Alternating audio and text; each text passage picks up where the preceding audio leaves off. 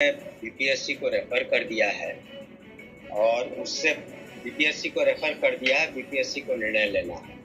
और जहाँ तक अन्य बातों का प्रश्न है, आपने देखा होगा कि बिहार में मैट्रिक का रिजल्ट पूरे हिंदुस्तान में सबसे पहले निकला, इंटरमीडिएट का रिजल्ट सबसे पहले निकला, सबसे पहले पब्लिश हुआ। जिससे बीपीएससी टीआरई 3 के अभ्यर्थी रिजल्ट की मांग को लेकर लगातार वो धरने पर बैठे हुए हैं गर्दनी बाग में और शिक्षा मंत्री का भी घेराव करते हैं। ऐसे में जब शिक्षा मंत्री जदयू प्रदेश कार्यालय पहुंचते हैं तो उनसे जब सवाल लिया जाता है तो उन्होंने साफ तौर पर कहा है कि देखिए, हम बीपीएससी को हैं वो भेज दिए हैं, अब बीपीएससी को इस पर निर्णय लेना है। और वहीं अनुकंपा पर बहाली को लेकर जो लोग परेशान है उनको लेकर भी क्या कुछ करें। बिहार के शिक्षा मंत्री सुनील कुमार छोड़ जाते हैं उनके पूरे बयान।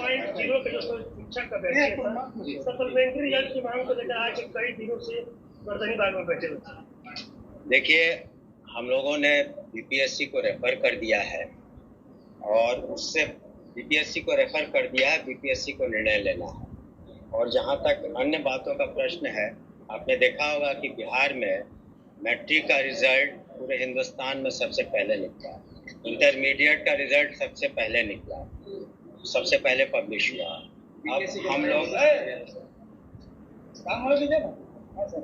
क्या कहते हैं, दूसरा जो पोशाक योजना है हम लोग अगले 2 महीने में दे देंगे बच्चों को डीबीटी के माध्यम से क्लास 1 से 12 तक। इसके अतिरिक्त जो आप पता कर लें, स्कूलों में जो सत्र नया शुरू हो रहा है तो क्लास 1 to क्लास 8 जो टेक्स्ट बुक्स है करीब 80% सप्लाई हो चुके हैं और करीब अगले 8 से 10 दिनों में शेष सप्लाई हो जाएगा ताकि सुचारू रूप से चल सके।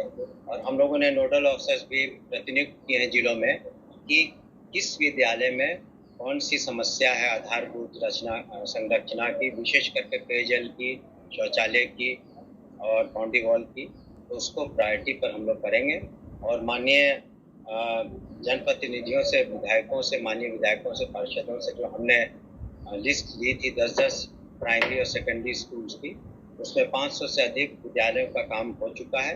शेष हम लोग इस वित्तीय वर्ष में पूरा करेंगे। बीपीएससी के द्वारा राज्य सरकार में बड़े पैमाने पर की जा रही है, अनुकंपा के जो अभ्यर्थी लगातार वो लोग अपनी मांग कर रहे हैं, लेकिन अभी तक देखिए, ऐसी बात नहीं है, आपको पूरी बात पता नहीं है।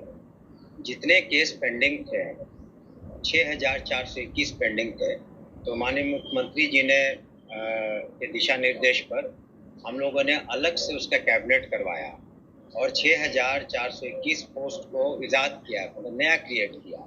उनकी नियमावली अगले 10 दिनों में बन जाएगी, उसको कैबिनेट में हम लोग अप्रूवल करा करके और निश्चित रूप से अगले 1 से 1.5 महीने के अंदर उनकी नियुक्ति हो जाएगी। और जो भी मृतक रहे हैं उनके आश्रितों को निश्चित रूप से नौकरी मिल जाएगी।